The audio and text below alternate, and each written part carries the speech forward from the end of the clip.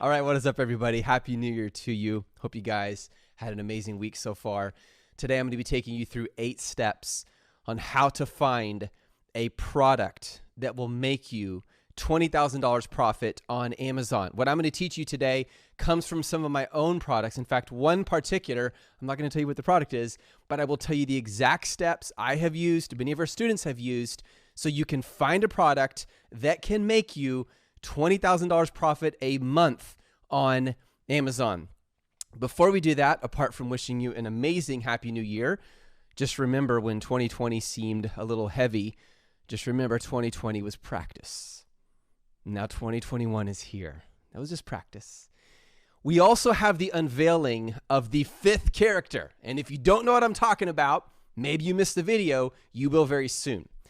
Additionally, many of you have asked, when are we announcing the Tesla giveaway? You will hear within the next few days. So, first of all, we're going to just jump right in, and I'm going to give you step number 1. Step 1, choose a brandable product category. Now, what makes a product brandable? Well, it tells a story, like Airbnb. How 3 ordinary guys disrupted an industry, made billions, and created plenty of controversy. That's a story.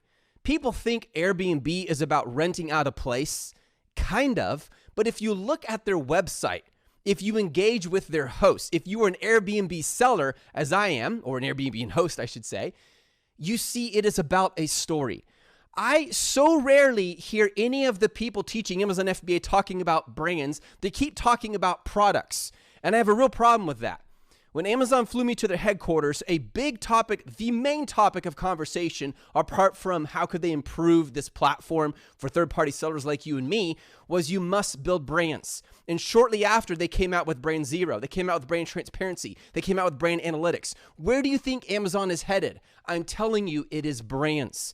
That is why the biggest sale I've ever seen someone sell an Amazon store for was 55 times the annual profit of that store. That we're talking tens of millions. Why would someone pay so much? Because when you have a brand that people love, people will pay a lot more. Because the network that you have contributes to value. When you have that value, people will pay very good money. So the first step is not to find a product. The first step is not make sure it has low reviews or high search. It is you need to decide you're going to build a brand, and that brand must tell a story. Let me give you an example. One of my favorite brands out there that does this so well is the Saddleback Leather Company. Look here. Their slogan, they'll fight over it when you're dead. It gives sort of the feel that after you're long gone dead, people are going to come out there and they're going to have these showdowns, Western style, over this product because it is so badass. Look at this. 100-year warranty. How many companies do 100-year warranties? I mean, that's going to outlive most of the employees of the company. No breakable parts. Okay, go figure, it's leather. Over-engineered. How do you over-engineer leather? So what's the story here? Just looking at their slogan and those 3 points, it already tells me this brand is about rustic. It's about Western. It's grainy. It's kind of manly. It has its own feel. You can already feel the story. And if you go deeper on Saddleback Leather, this guy has a crazy interesting story. All this crazy stuff that happened in Mexico, how he met his wife, how they give back, how they've adopted a whole bunch of children. It's amazing. They tell a story. So you want to find a product category that is brandable, that tells a story. Now, for those of you guys saying, well, Seth, okay, I get your point, but how really important is it? Shouldn't I just sell stuff on Amazon? Not if you're trying to be one of the wealthiest people in the world in the future. Let me give you an example. Statista came out with a report that 25 million Amazon shoppers are looking for new brands frequently. Now, this is amazing. They surveyed a lot of Amazon buyers, and pulling from a total data, if you look at the total number of buyers, is around 100 million. 25% of those are regularly looking for brands. We live in an unprecedented time. Never before in the history of Amazon, in the history of e-commerce, has it been so powerful, so open to discovering new brands. People are open. Gone are the days where you had to be a Nike or a Whirlpool or Milwaukee to really, really crush it. Those days are over, my friends. Today, people are going to Amazon. The mindset has changed. The internet has flatlined the playing field. And nobodies can become somebodies by building brands that have stories. Step number 2, choose a product category that you can pour your heart into. Now, this is actually easier than you may think. There's already something that you love to do. For example, what if you like cooking materials? Then why not sell a cooking material? If you love cooking, why not sell skewers? I mean, this is just one simple example of how you can do that. Let me give you another example. What if you love fitness? Then why not sell dumbbells or some kind of fitness equipment? If you are into exercise, then it makes sense. You already like the product. You're familiar with it. You are your own customer. You're going to know how to build that into a brand. Or what if, yes, I do know people whose hobby is sleep. And so if your hobby is sleep, then why not come out with a pillow? Do you know there's a cube pillow that just came out? These things sell for $200 to $300. I mean, all it is foam cut into a freaking rectangle. How the heck do they make $200 to $300 revenue on a pillow cut into a rectangular cube? They built a story. The founder of that company poured their hearts into something that they could love and help others with at the same time. Now, obviously, there is a risk here, and this is a huge mistake a lot of Amazon sellers make. They forget that they are not their own customer. Many Amazon sellers forget that they are not their own customer. Let me say it again. If you are not your own customer, you have to be careful. Just because you like it doesn't mean other people are going to like it. You might have to make a decision between something that makes you a lot of money, like let's say glass chalices, versus something you would love to sell like pirate swords. And ladies and gentlemen, this is actually a pirate sword. This thing is heavy. I could do curls with this thing. Guys, I could talk about pirates all day. I love pirates. But the truth is, if there's not a market, if there's not a demand for pirate swords on Amazon, but there is for glass chalices, which I couldn't care anything for, I'm going to be selling glass chalices, not pirate swords, even though they are awesome. So you have to decide your priority. Now, the sweet spot, as an old man told me, a man who is as weathered as entrepreneurialism itself, and he had tons of experience as an entrepreneur, he said, Seth, when you find a product that both has strong demand and that you love, but you do not allow your love for the product to blind you or to eclipse you from what the customer needs, you have found the sweet spot. And that is how you do it. The way you do it is you first find a product that will make you a lot of money, which I'm going to show you how in a few minutes when I go share my screen and show you some like awesome stuff for this new tool that you've never heard of before. But you also find a product that you love, that you enjoy. Now you actually, it's like the perfect moment. But be careful, again, that your love for the product does not cause you to make an emotionally driven decision. Because at the end of the day, it is the customer who writes your paycheck. Therefore, you serve the customer. This is why to be a healthy entrepreneur, you need very strong self-awareness. You need to be able to separate your emotions from facts and be able to say, what do they want? Just because you want it or because you have a hunch about it doesn't mean anything when you look at that profit and loss sheet. Step number 3, choose a product category that you can build into an experience. When you pick your brand, understand that you are not choosing a brand. You are choosing people. You are choosing people. I've seen people so obsessed about getting just the perfect logo. And I'm sitting here thinking, you know, Nike would not be a cool logo if Nike hadn't built a brand around it. Nike is actually kind of a weird word. Nike, just say it 10 times and Nike, Now, it's weird, but people don't think of it that way because they took the weird word that means victory in Greek and they build it into something that represents an amazing shoe. And then, of course, you got the Air Jordans, which I'm wearing right now. I am a victim of that story. I am a buyer of that brand. You are choosing people when you choose your brand. Look, the value of your brand is the trust people put into the brand. That's how you have a valuable brand. You have to build trust around it. And when people realize you provide an amazing, superior product that's solving a problem like no one else, you will make money as a result. For example, people aren't really buying your tea. They're buying a warm cup of hot Earl Grey experience on a cold, muggy morning. Let me give you another example. People aren't really buying your hand steamer. They're buying smooth clothing, a smooth skirt, smooth pants. They're buying the experience. Listen, people do not buy things. They buy experiences. I don't care if your product is as plain and unexperiential as a carburetor for a car.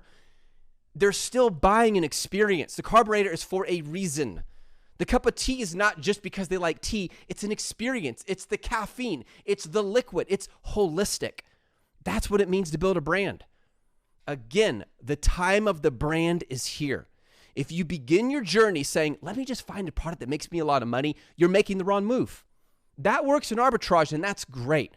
But if you're trying to build a brand that will actually pay you when you're not working, that takes on a life of its own, where you find your brand name showing up along keyword researches and Helium-10 and AMZ Scout and Amaze-Out and Jungle Scout and Viral Launch, and also another tool they call the fifth character, that's when you know you have brand value. And someday you could exit for massive millions. There are entire companies now like Empire Flippers who are built off of this, the fact that people will buy your Amazon business.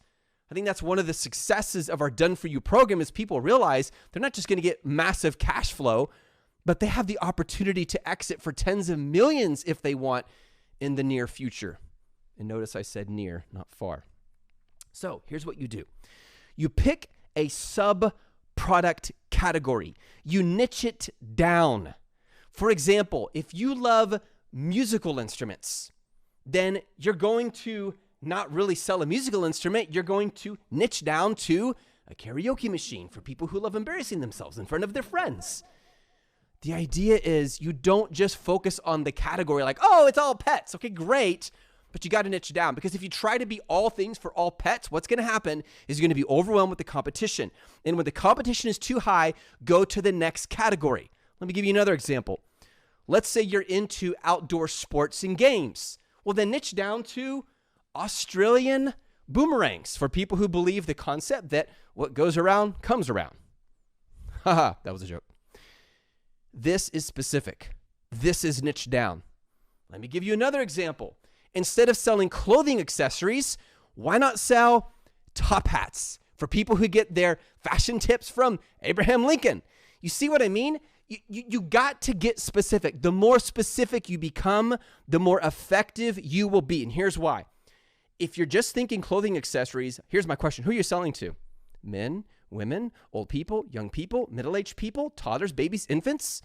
People who live in urban areas, people who live downtown, people who are blue collar, people who are white collar, people who are machinists, people who are into art. You see what I mean?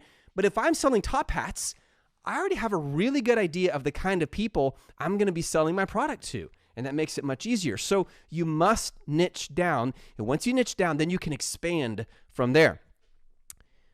If you want to make money, stop trying to sell to everybody.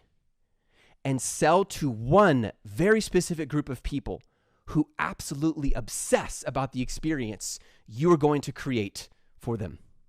Step number 4, choose a high demand product. Now, you guys heard about the fifth character. It is now your opportunity to meet her. 4 beastly FBA tools. But Seth, there's a fifth character. A fifth character? Huh.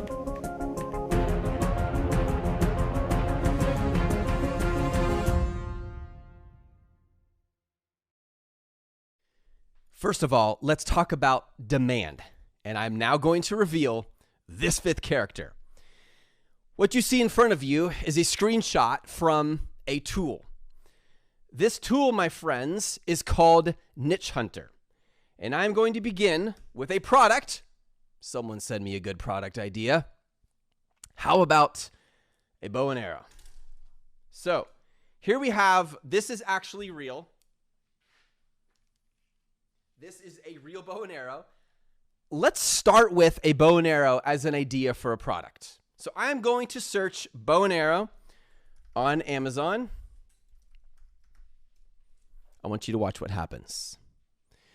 What the Niche Hunter does is as it crunches the numbers, it is going to pull up 3 criteria: demand, ease of entry, and differentiation opportunity. Now, for the moment, I'm just going to focus on demand. I want you to notice that it is telling me that for the top 10 products that come up, in other words, the top ranking, organic, not sponsored, 6 of them generate over $35,000 a month. Now, I told you at the beginning of this, I'm going to help you learn how to find products that will generate at least $20,000 profit per month. This is your first step after you figured out your product category.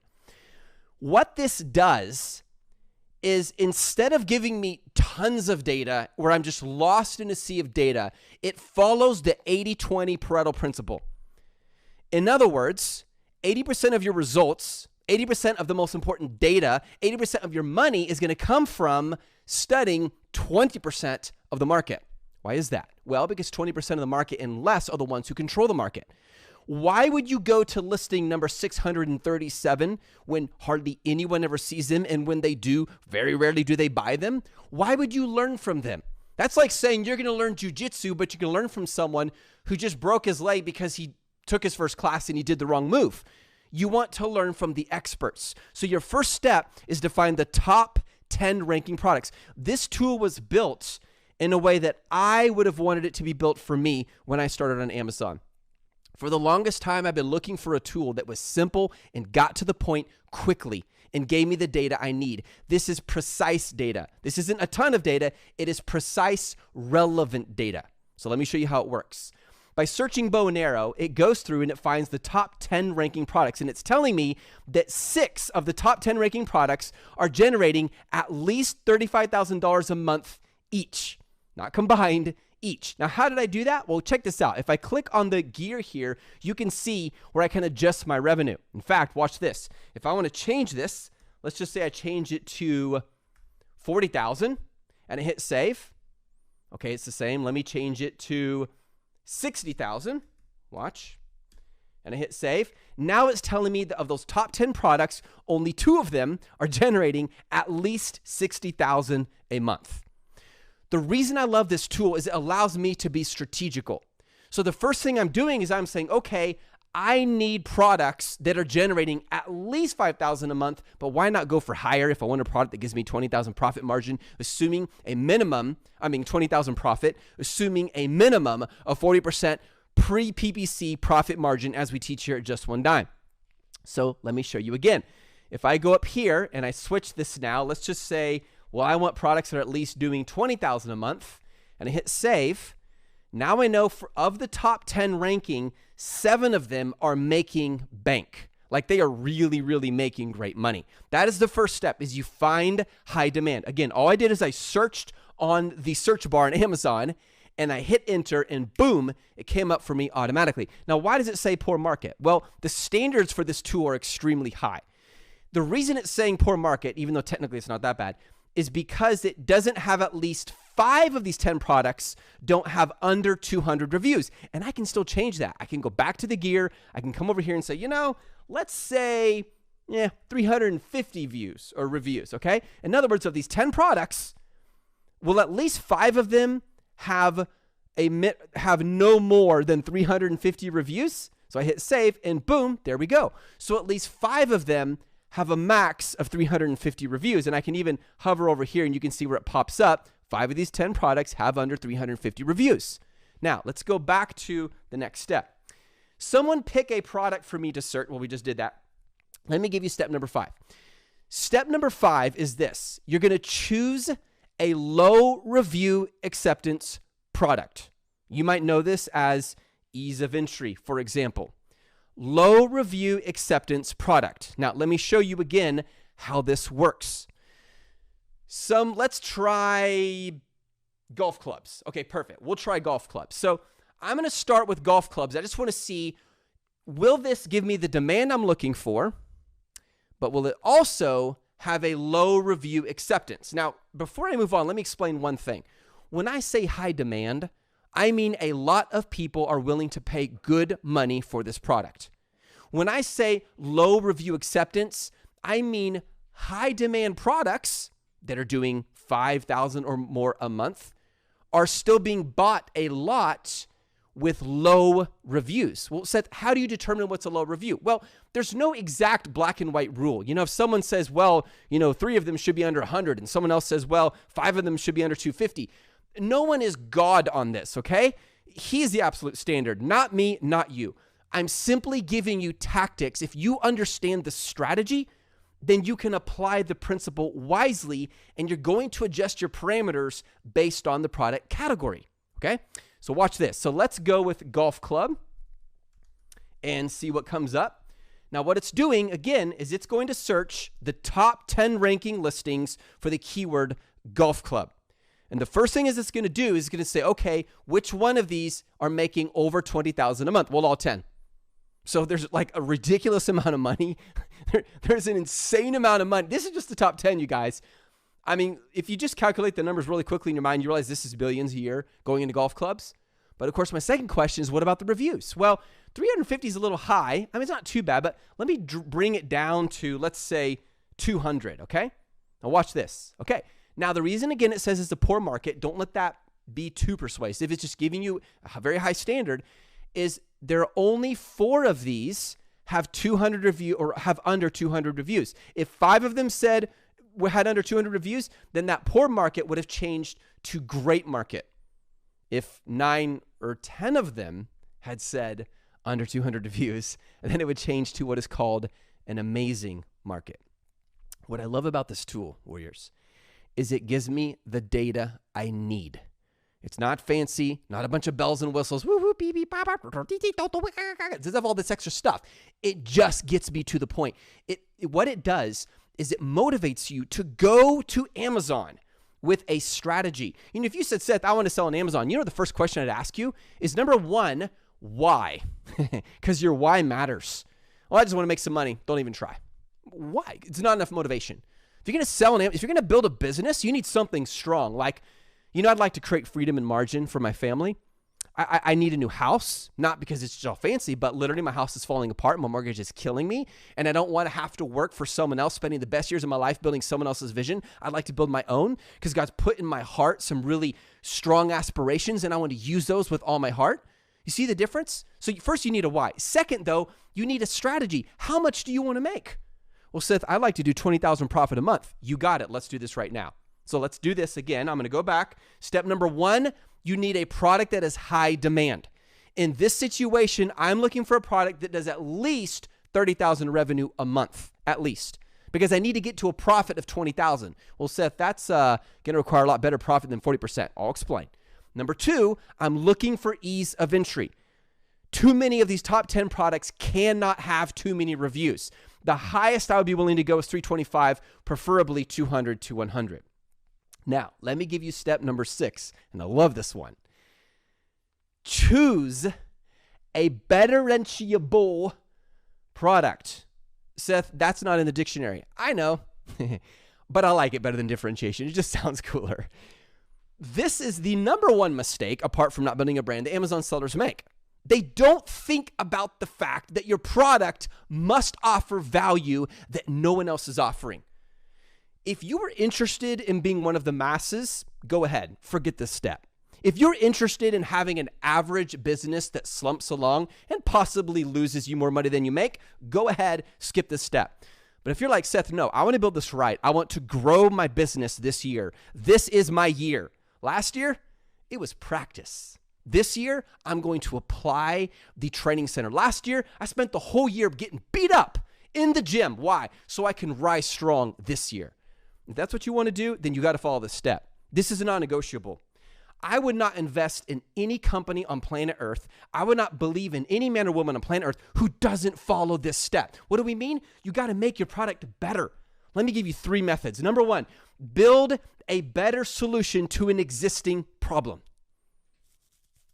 Like a toothbrush. If you were to come out with a product that has soft bristles versus stiff bristles, that is a superior toothbrush. Method number 2, build a new solution to an existing problem. Like an electric toothbrush. This is not a new item, but it is a new solution versus an improved solution. Method number 3, build a new solution to a new problem. Did you know that floss did not come out until the 1800s, yet brushing teeth with toothbrushes has been out for thousands of years, started by the Egyptians?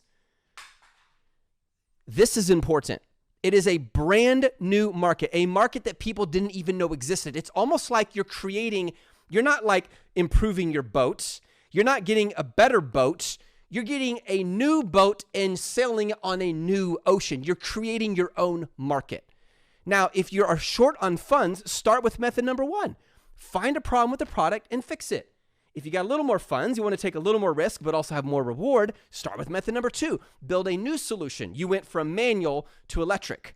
Now, if you have some business experience and you're ready to go for patents, you're ready to come out with some new IP and really build out a business, maybe even a startup, maybe even with some funding, go for step number 3. This is where you take the biggest risk, but as you know, the wealthiest people in the world also get the biggest rewards. Just a real quick moment I want to share. This is so important. If you're afraid of risk, you will not succeed in fulfilling your dreams. Seth, that's an extreme thing to say. Seth, that offends me. I don't care. I love you. People who love you tell you the truth. They don't only say what you like to hear, but it's true. Is there a single thing you've ever done in your life that you were proud of that didn't have an element of risk to it? If you're the kind of person that always has to feel safe, I'm not against safety, guys, but if everything you do is determined by how secure do I feel, you won't live like the lion. You will live like the lamb. If you want to grow, if you want to expand your horizons, you have to take risk. Not blind risk, not like gambling, not dumb, stupid risk, but calculated risk. So you're going to have to take risk. This training will give you steps. There still is risk. You could lose every penny. The only question is, will you get back up again? The most wealthy people in the world have lost the most. And that's also why they have the most, because they were willing to take the risk. Now, I'm going to show you something awesome about this tool. This is sort of like a bonus to me. I'm going to come back over here, and I searched golf club. Let me try a different word. Let's try golf bag, just for some different data, because it's related to golf club. And by the way, that's a cool part of research. You can search for one keyword, and then it'll give you an idea for another keyword. Now, look at my screen. Notice here that with this criteria, we have 9 products out of the top 10 doing over 20,000 a month. That's awesome. We have only 2 with under 200 reviews. I'm still interested in this. The poor market doesn't scare me. It's helping to de-risk me as much as possible. Because there are some product differentiation opportunities with something like a bag is much bigger than something like a coffee mug. I mean, how much can you really differentiate a coffee mug? Well, it's got a cool handle, Seth. Okay. Seth, it's got a cool beveled lip. Okay. Like, how far can you really take it? But a bag? I mean, if you just take a moment and start researching golf bags on Amazon and the stuff that people hate and love, in fact, the more polarized people get about it, they're like, oh, they're evil, I hate them. And then people are like, oh, it's the best thing in the world. That means more differentiation opportunity.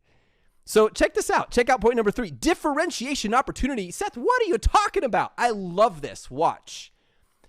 This tells me that of these 10 products, none of them have a star rating, or at the old days, star. You remember when they used to call it reviews? Now it's ratings. I think reviews is a cooler word, but never mind. None of them have under 3.5 stars. Now, that has no impact on whether it says poor, great, or amazing market on the left side under market status. The reason is this is not the only way to find differentiation opportunity, but a huge opportunity is this. When you find a product and like 5 out of the top 10 have under 3.5 stars, yet it's doing over 5,000 a month.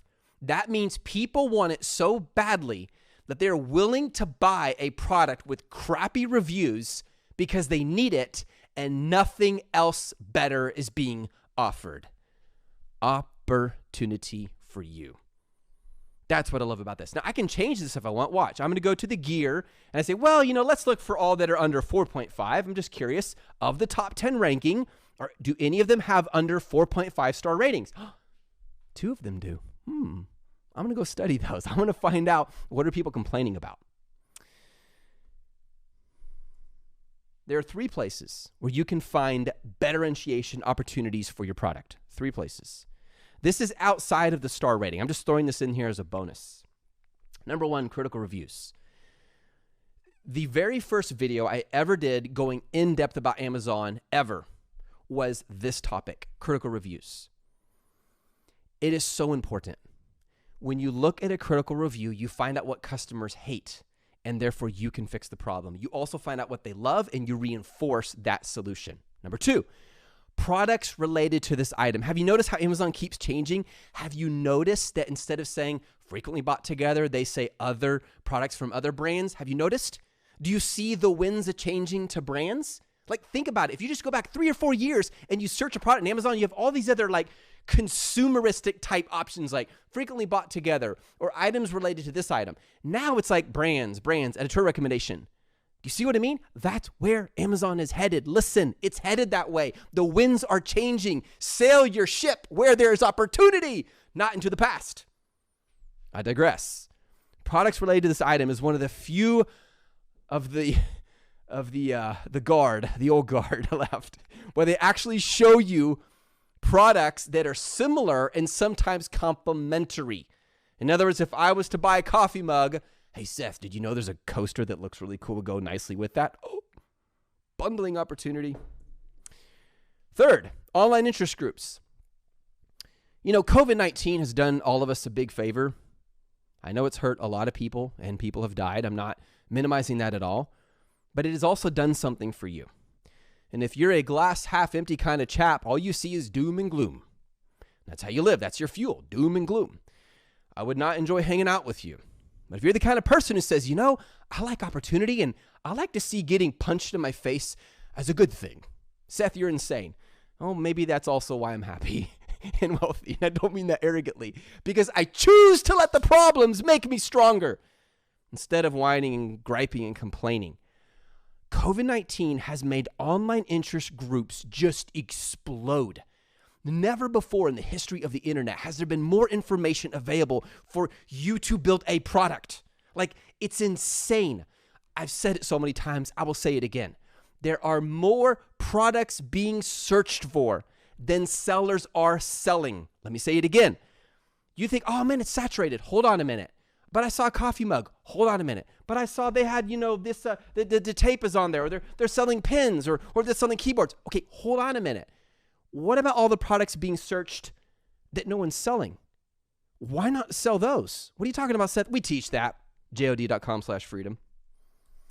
Step number 7. I got 2 more steps. Then we have our really cool special announcement. Step number 7. Choose a high profit product. Choose a high profit product. It doesn't matter how much money you generate. If you don't have good profit margins, it means Jack. I feel sorry for Jack. We use his name in so many bad ways. I'm going to give you 3 things you need to know about choosing a high profit product. Number 1, choose a high ticket product. Wait, I thought you just said high profit, not high ticket. What do you mean high ticket? I mean a product that sells for a lot. Let me give you an example. Let's say I'm going to sell a microphone, okay? Now, if I sell a microphone and I also sell, let's say, a coffee mug, these are generally the same size and weight. This sells for $20. This sells for $100. Yeah, Seth, but this one costs more, so it's really the same profit margin. Let me explain. If they're the same size and weight, the shipping fees is the same. If they're the same size and weight, the FBA fees are the same. If they're the same size and weight and similar product categories, usually PPC is not the same. It's actually more expensive for this one. What? Yeah. You want to not make money and just move money? I mean, if you're like, give me money in a box and put it in this box and I'm going to push it over and put it there and then put money. Like if you're into moving money but not making money, then sell low ticket items. But if you want to actually make money, and I've been saying this over and over and over again for months now, as Dan Rogers has as well, you need to sell high ticket items, because most new Amazon sellers start with low ticket items, which means you have 1,000 sellers going mine, mine, mine, mine, mine. And what happens when you got a bunch of mines at an auction? Well, the price goes up. Look, if I have 10,000 people bidding on this, I promise you I'm going to sell it for a lot of money. But if I only have 3 people bidding on this, I'm not going to sell it for as much because I only have 3 bidders. High ticket items actually have lower PPC. So you need to realize you have fixed costs. Let me illustrate it. Look at my screen. Let's take a spy camera. Same camera, except one is more advanced. Same size, same weight, one is more advanced. One is selling for $50, the other one is selling for $20. Yet the shipping and the FBA and the cost per click, also known as PPC, are exactly the same. So both of them have a fixed cost of $9. Yet the funny thing is, when all is said and done, 18% of my total sell price is going to these fixed costs for a $50 camera, yet 45% of these costs are going to my $20 spy camera, which means when I sell the $20 spy camera, I get 11 G's. And when I sell the $50 spy camera, I get 41 G's. You see that? Guys, it's so important you stop selling $15, $20 products. I mean, I wouldn't even look at a product that sells for under $25, preferably $40 to $50. I'm not saying you can't make money on an $8 item, but you're going to have to sell 19 million of them just to pay your next car payment. You see what I mean? Number 2, for making sure you have high profit margin, ensure a minimum 40% profit margin. Let me demonstrate. I love this part of the tool. Here we go. I am going to click on top 10 products. Now, keep in mind, you guys, when I click on this, these are the top 10 that gave me the data for demand, ease of entry, and differentiation opportunity. You guys want to hear a funny story? When this was first built, it said easy of entry. And I liked it so much, I almost decided to keep it, but I changed my mind. By the way, this is a just one dime software. This is ours, which I'm very proud to say. So I go to top 10 products. Let me just click on the first one. This is one of the 10 that gave us the data. I'm going to click on it. And let me notice it says 40% margin. Well, where's that come from? Let me go back. I'm going to click on the gear. See where it says 40% margin? I can change this number to 30%. I can change it to 35. I'm going to keep it at 40 because that's the standard I use. So 40% margin, that is a fixed number. Now when I click on this, it says if you want a 40% margin, Seth, you're going to pay these fees. Oh, look at that. I don't even have to pull up revenue calculator. It shows me the referral fee, variable closing fee, fulfillment fee, monthly storage fee, etc. But the cost per unit has to be this in order to get that margin. Let me say it again. The cost per unit has to be $36.68 in order to get 40% margin. And the selling price of this item already is $81.51. In fact, if I just click on see listing on Amazon and I pull it up, boom, $81.51, there it is. You see that? Now watch. Let me go back. Well, Seth, okay, cool. Now I know a strategy. Now I know what I need to do. I know what I want to sell. Okay, let me go back. I know the category I want to sell. I know the product I want to sell. I know the margin I need. But you see how this is strategical? You're not just blindly going to Alibaba and saying, this is cool, this is cool. I wonder what that profit margin is, and have to get out your calculator. You just look at it. Oh, it's got to be $36.68 or less. Well, that's cool. Now, obviously, that includes shipping, so don't be fooled. Let me click on source in Alibaba. It's going to search that same keyword, and boom, I'm already seeing products well under the price, very similar to what I'm looking for. You see how cool that is? All right. Let us continue this journey. Number 3, for finding high profit margin items, do not fear heavy or large products. Look, I don't care if my product is as big as a house or if it's as small as little snowflakes. It doesn't matter. Let me say it again. I don't care if my product is big or small. Seth, what are you talking about? What about the minimum weight and the minimum size? Yes, I get tier pricing. I understand it very well. I've been doing this for years. But you know what I've discovered? That never really has served me. But Seth, didn't in an older video you say you need, yeah, I did.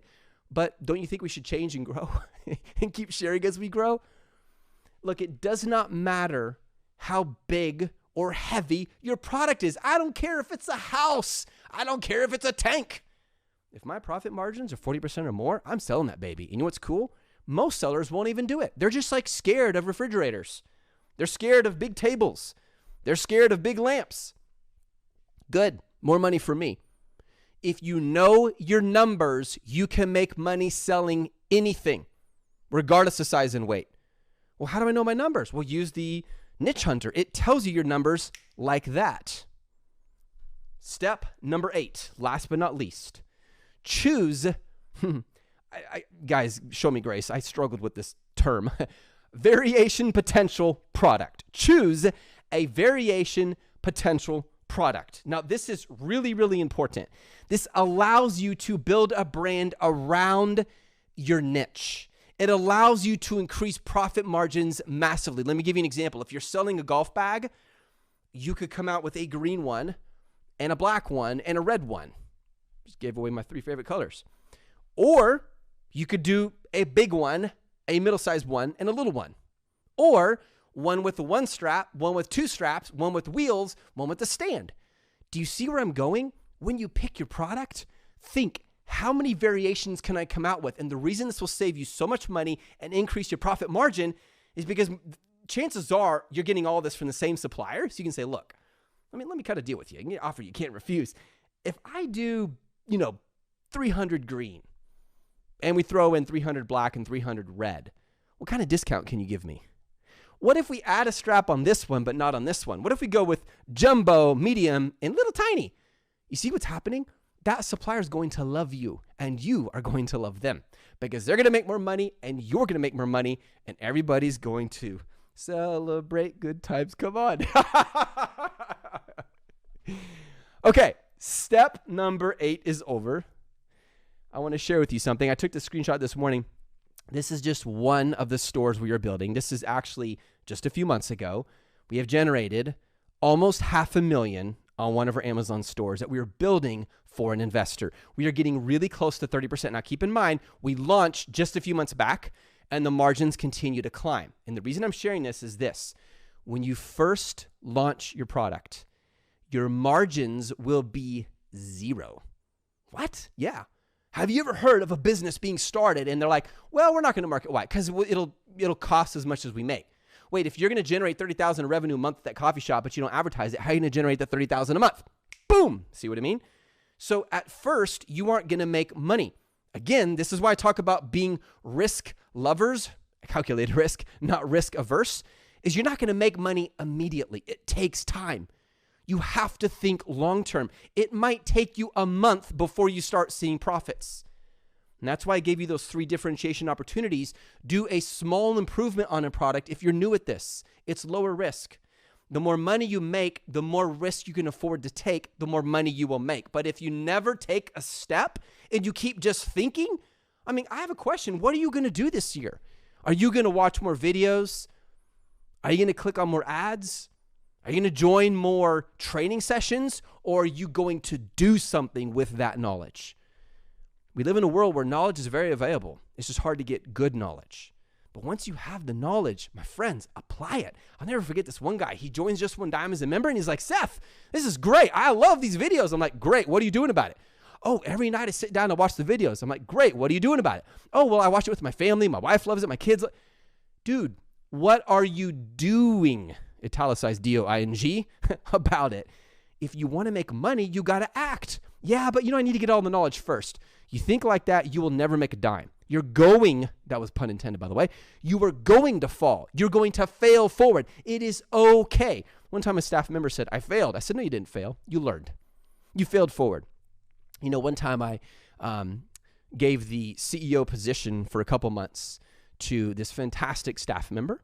And when I gave it to her, I said, I want to see how you do. She said, what advice do you have for me? And you know what I said? I said, make lots of mistakes. And she looked at me like I was crazy. Like, can this really be coming from Seth, who is very perfectionistic and wants everything to be better and better? Yes, because you got to give yourself permission to make mistakes. If you have this mindset that you're not good enough, oh no, I didn't make it on that test. If you bring that into your business, or maybe your parents made you feel guilty every time you made a mistake, so you have this ingrained in you that you can't make mistakes, then you also won't make money. If you won't make mistakes, you won't make money. If you're willing to make mistakes, you can also make money. I'm not saying go be stupid and just live by every passion that comes into your mind. I mean, make mistakes, calculated risks, take risks, and move forward.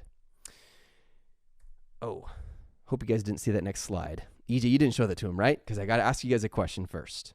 I'm going to do a little test here. Online sales grew by 46% in the last 12 months. Just to give you perspective, that's billions of dollars. Okay, that's huge. That was in the US alone. If you were to look at all the retail sales in the last 12 months, what would you guess? What percentage of those would you guess are online? Chat it below. If you look at all retail sales in the last 12 months in the US, only 14.3% of those sales were online. When I ask this question, most people guess 80, 70. The lowest I've heard is like 40. What does this mean? With online sales growing this fast, and yet a tiny little percentage of them, check out the graph, a tiny little percentage of them are online. Do you realize what this means when that green pie goes to 30 and then it slides to 40 and then 52?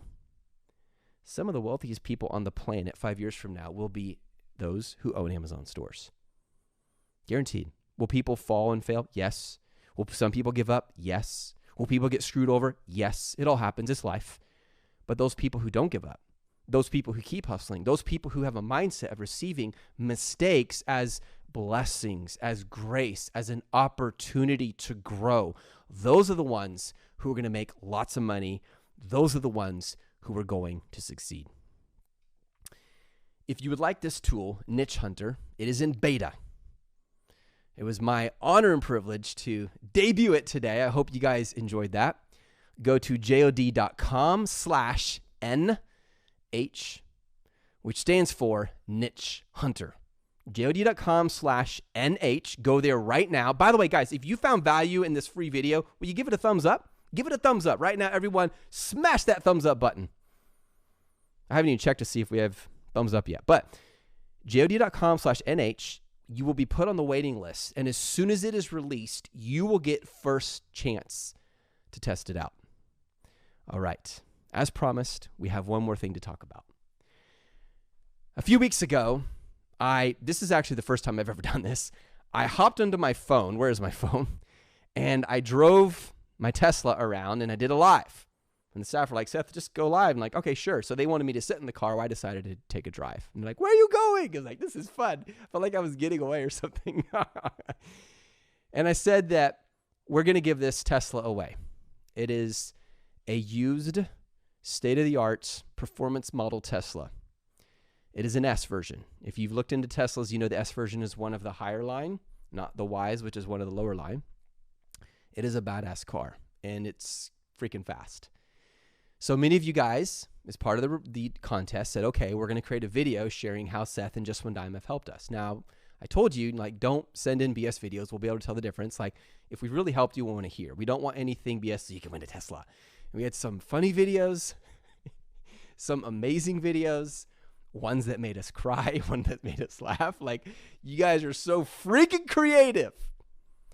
You made it very hard for us.